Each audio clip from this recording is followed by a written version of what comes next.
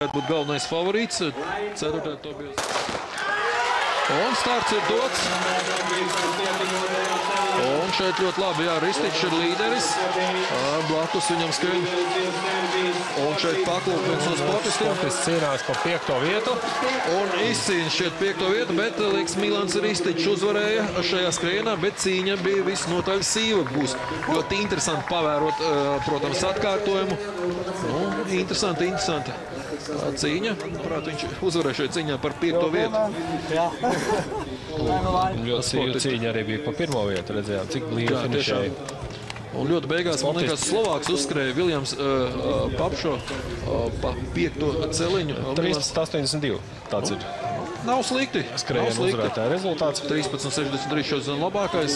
Pieļauju, ja būtu nedaudz siltāks, tomēr sportists būtu priecīgāk un rezultāti būtu labāki. Vēlreiz redzam atkārtojumā šo 110 metru bareskrienu ar Ristiņas Tobijas Feuros no Šveices, bet aizķērās. Un beigās Slovāks šķiet uzskrēja. Šis bija Viljams Papšo. Diezgan rūpja kļūda bija Šveices sportistam uz vienu no pēdējām barjerām ar vēzienu kāju. Viņš ietriecās barjeru pārliknī.